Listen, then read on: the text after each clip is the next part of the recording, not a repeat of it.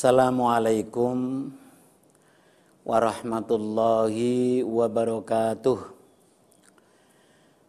Alhamdulillahi rabbil alamin. Wabihi nasta'inu ala umuri dunya waddin. La hawla wa la quwwata illa billahil aliyyil azim. Amma ba'du. Syukur alhamdulillah kita panjatkan kehadirat Allah Subhanahu wa taala yang tidak pernah putusnya selalu memberikan limpahan rahmah dan hidayahnya kepada kita sekalian. Kita bisa merasakan kesehatan Allah berikan kepada kita. Kekuatan dan kesanggupan Allah berikan kepada kita sehingga kita mampu melangkahkan kegiatan-kegiatan ini, melakukan kegiatan-kegiatan ini dengan sehat walafiat. Pemirsa TV1 yang saya hormati, sholawat serta salam kami sanjungkan kepada Rasulullah Sallallahu Alaihi Wasallam, Rasul yang selalu kita nantikan syafaatnya besok dari kelak kemudian. Kajian kita kali ini adalah akan bahas yang terkait terhadap siksaan atau ujian. Sering di masyarakat sedikit-sedikit ini musibah. Sedikit-sedikit ini musibah. Padahal Allah ngasih tahu lewat Al-Quran, apakah ini musibah, apakah ini siksaan.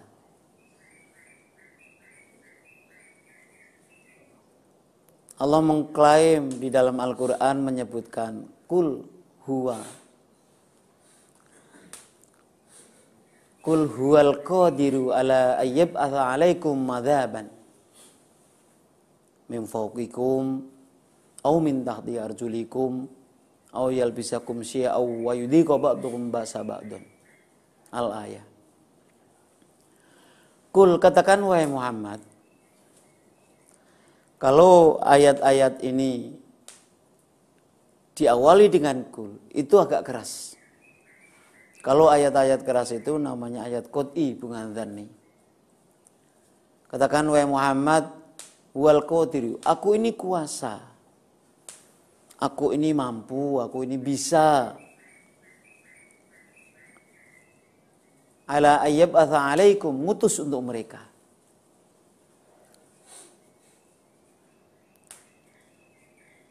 Apa yang diutus? Adzaban, kata Allah.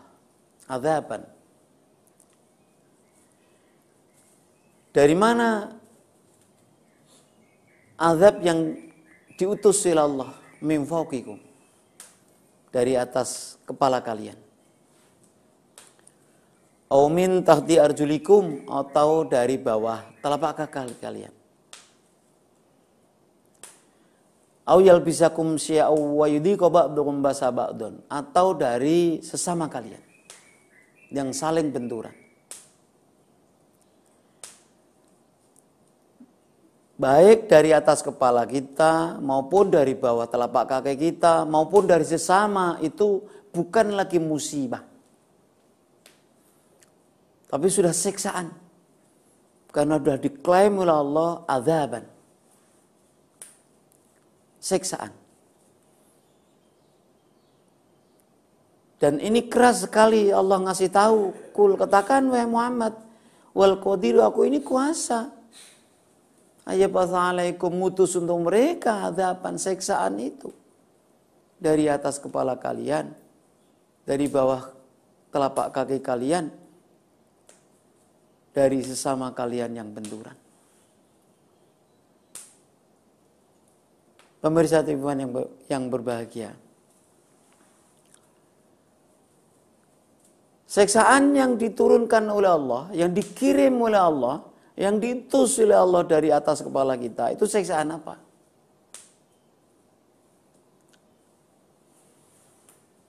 Misalnya kapal, pesawat jatuh, angin puting beliung, petir nyamber-nyamber,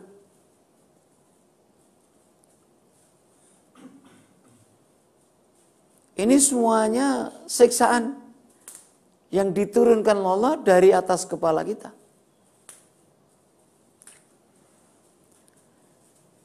Apakah siksaan yang diturunkan Allah dari atas kepala kita ini ujuk-ujuk, tiba-tiba, kebetulan? Bukan.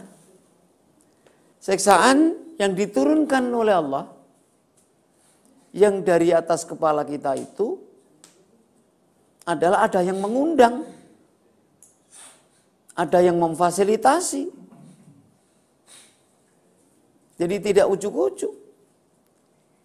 Tidak kebetulan. Terus siapa yang fasilitasi siksaan yang diturunkan Allah dari atas kepala kita itu? Yang fasilitasi adalah para pemimpin.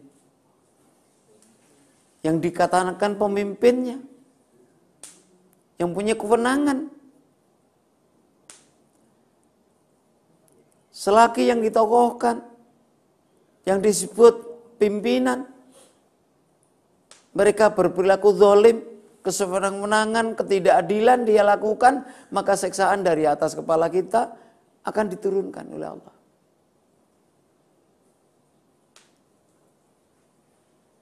Maka siksaan itu sampai sekarang kita bisa lihat nggak henti-hentinya dikirim oleh Allah dari atas kepala kita. Karena masih ada yang mengundang. Yang notabene mereka dikatakan mereka adalah para pemimpin. Mereka berperilaku zalim dan perilaku ketidakadilan, kesewenang-wenangan. Maka siksaan tetap diturunkan Allah dari atas kepala kita.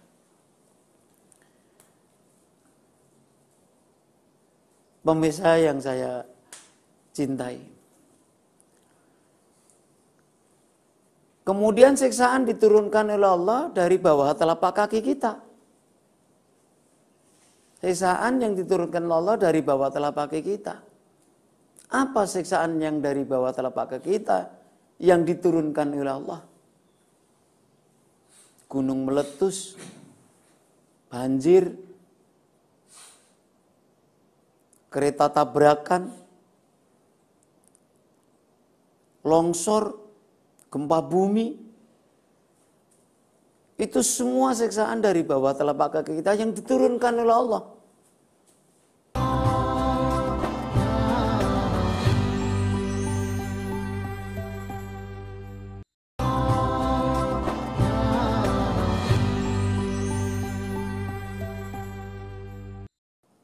Siksaan yang dari bawah telapak kaki kita, apakah itu ujuk-ujuk kebetulan? Tidak. Siksaan yang diturunkan Allah dari bawah telapak kaki kita itu ada yang mengundang. Ada yang mengundang. Siapa yang mengundang? Siksaan dari bawah telapak kaki kita itu. Yang mengundang adalah rakyat kecil, rakyat biasa, masyarakat umum yang mengundang. Kok rakyat kecil mengundang siksaan? Iya, karena berperilaku. Masyarakat sekarang ini berperilaku sudah melampaui batas. Perzinahan di mana-mana, penipuan di mana-mana. Perampokan di mana-mana, pencurian di mana-mana. Judi di mana-mana. Selagi masyarakat kita masih berperilaku seperti itu, maka siksaan dari bawah telapak kaki kita terus akan dikirim oleh Allah. Tidak akan dicabut, tidak akan dihentikan.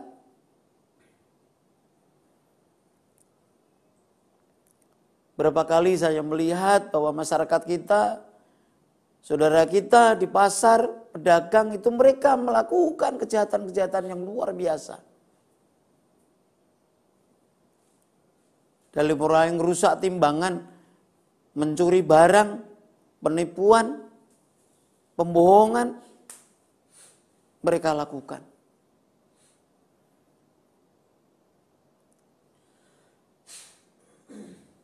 Perzinahan di mana-mana.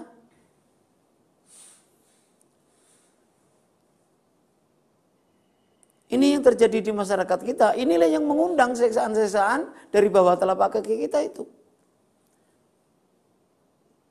Apakah itu ujuk-ujuk? Tidak. Memang seperti itu. Maka Allah ngasih tahu, kul, katakan wahai Muhammad, aku ini kuasa. Ngutus untuk mereka. Apa yang ditus? Adzaban, siksaan. Ya jangan kaget kalau masyarakat kita masih berperilaku seperti itu. Penipuan di mana-mana, perzinahan di mana-mana, perampokan di mana-mana.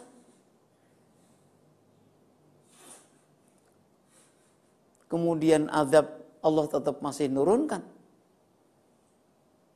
Bahkan pernah terjadi satu hari yang sama. Jamnya yang sama. Dari udara ada pesawat yang jatuh.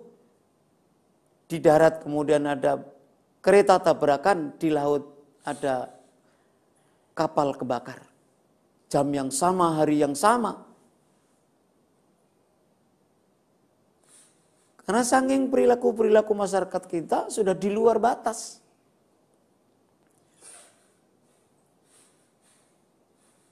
Coba kita lihat ada beberapa tempat misalnya di kota besar. Perilaku-perilaku anak-anak muda, anak-anak milenial itu sudah seperti persis kayak binatang. Dan 3 titik itu saya sudah ketemu kelompok-kelompok mereka.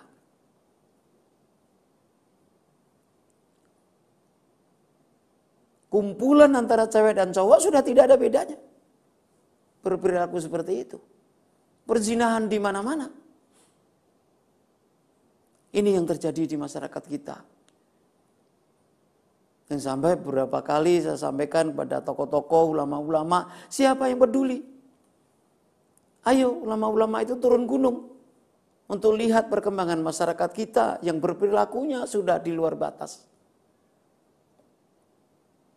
Penipuan seperti legal, pencurian juga seperti legal, perampokan juga seperti itu.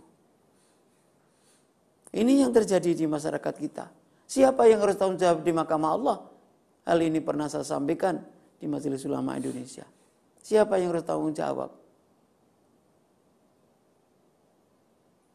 Di wilayah tertentu saya sudah ketemu dengan komunitas pelacur pemula. Umur 11 sampai 13 tahun. Jadi polos menjadi remaja, kemudian dia melayani nafsu bejatnya laki-laki. Saya 4 bulan ketemu mereka. Setiap hari libur saya melihat langsung, dia nggak tahu kalau yang ketemu itu adalah kiai. Sangat mengerikan sekali. Dan orang tuanya anehnya tahu di anaknya berperilaku seperti itu. Ini yang terjadi. Tahun sekian itu saya masih melihat 1 titik yang terjadi seperti itu. Sekarang sudah 4 titik. 1 titiknya anak-anak itu sampai 100 orang. Ini yang terjadi. Saya melihat langsung. Dan saya ketemu langsung dengan mereka. Bahkan saya ada yang sudah ketemu orang tuanya. Jadi pelacuran aja sudah seperti legal. Pemdanya tahu. Dinas sosialnya tahu. Bahwa anak-anak kita adalah jual diri. Padahal dia adalah umur 11 sampai 13 tahun. Pencurian juga begitu setiap hari. Berita-berita pencurian luar biasa. Perampokan di mana-mana.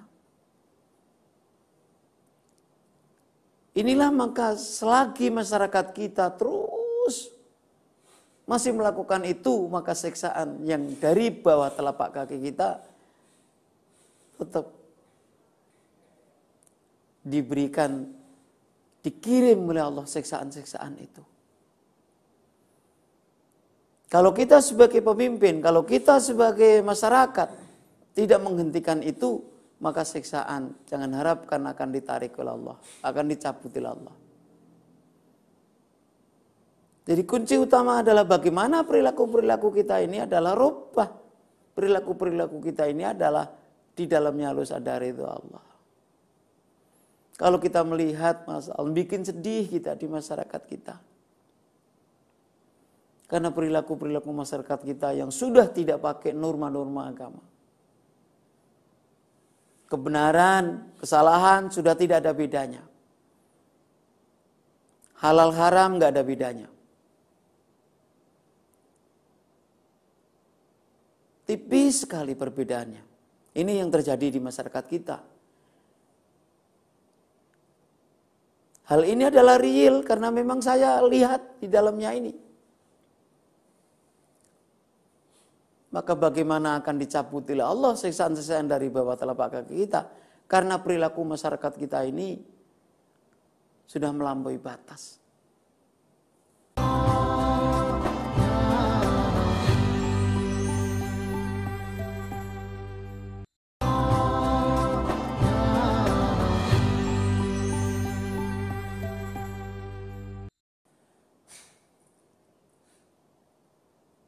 Jadi masyarakat kita yang terkait terhadap perilaku untuk mencari rezeki, halal haram itu sudah tidak ada bedanya. Hilang semuanya.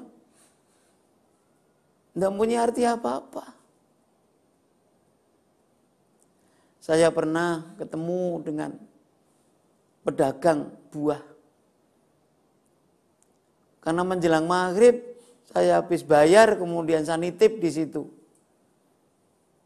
Saya jamaah di masjid sebelah pasar. Ketepatan yang dagang itu ikut makmum. Ibu-ibu itu ikut makmum. Setelah sholat maghrib dia duluan, kemudian baru saya pulang. Kemudian saya terima kasih, ngambil buah yang saya titipkan. Apa yang terjadi sampai rumah? Buah yang tidak saya pilih karena sudah mau busuk, ternyata dimasukkan kantong saya. Yang bagus saya yang sudah saya pilih, yang sudah saya bayar, sudah ditimbang, diambil lagi oleh dia. Kemudian hari berikutnya saya kembalikan ke sana. Tidak berani napak mulut, lihat muka saya. Padahal dia ikut berjamaah. Jadi saya tahu persis.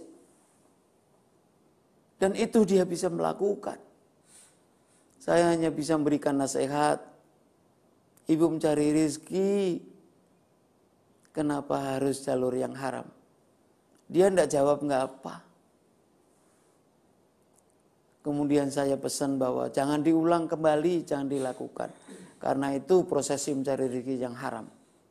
Dan rezeki yang haram itu adalah tidak akan membawa keberkahan. Kalau toh untuk pendidikan anaknya tidak akan berhasil dengan baik. Untuk didik anak nggak punya arti apa-apa. Saya sampaikan itu di depan ibunya itu.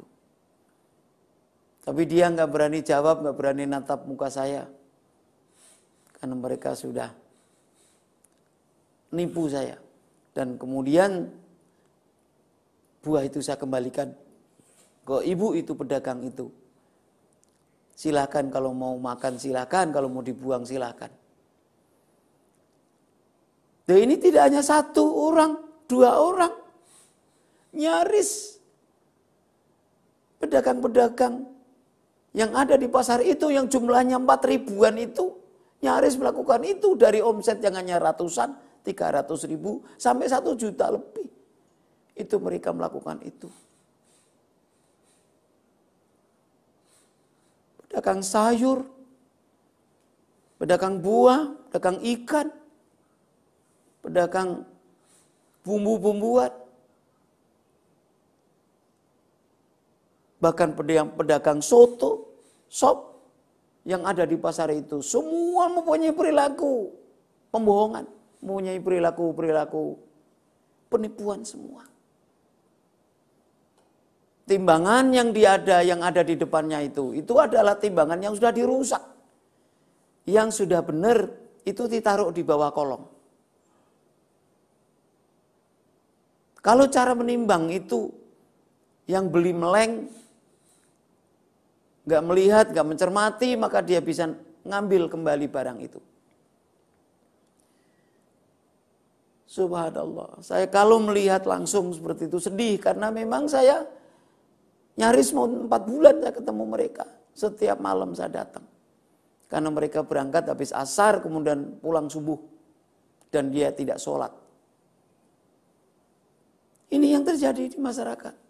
Dan real ini, saya ketemu orang-orangnya itu. Dan saya tahu persis. Hanya saja mereka tidak tahu kalau yang ngajak ngobrol itu kiai.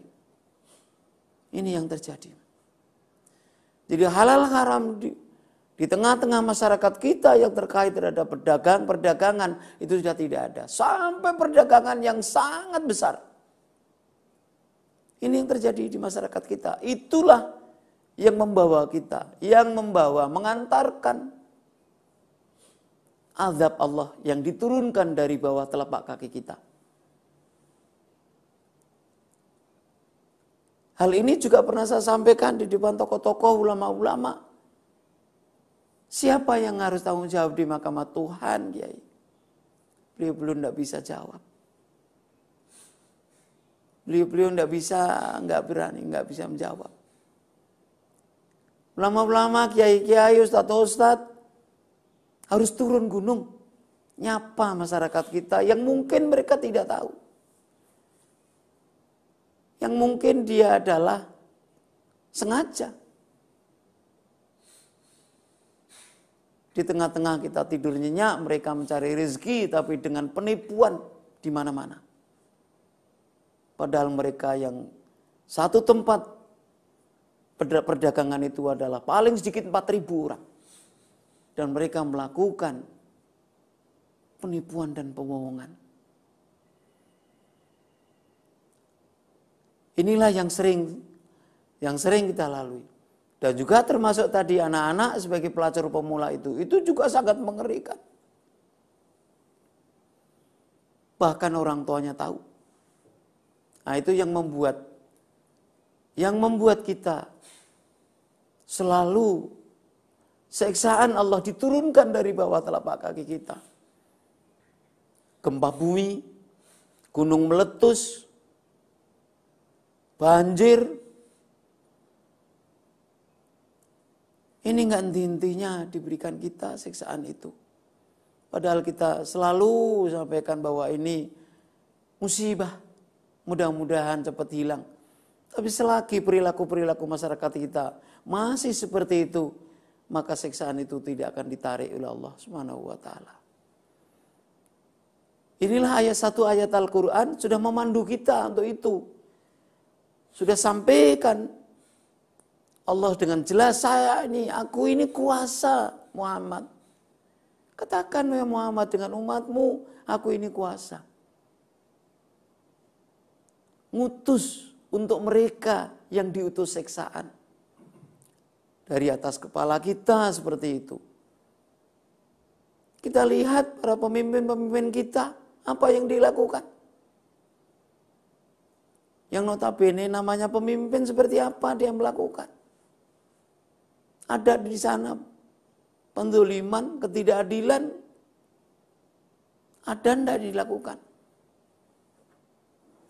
Kalau siksaan dari atas kepala kita masih terus diturunkan, maka pemimpin kita yang kita anggap pemimpin mereka berperilaku itu. Ada enggak siksaan yang dari bawah telapak kaki kita? Bagaimana masyarakat kita? Perilaku masyarakat kita ada enggak perubahan? Kalau tidak ada perubahan, mereka penipuan, perzinahan terus dilakukan, maka siksaan dari bawah telapak kaki kita terus dikirim oleh Allah Subhanahu wa taala. Pemirsa yang saya hormati, tentunya sangat mengharap mudah-mudahan lewat kajian ini Bapak Ibu sekalian bisa mengambil hikmahnya dan kemudian kita bisa memperbaiki. Terima kasih. Assalamualaikum warahmatullahi wabarakatuh.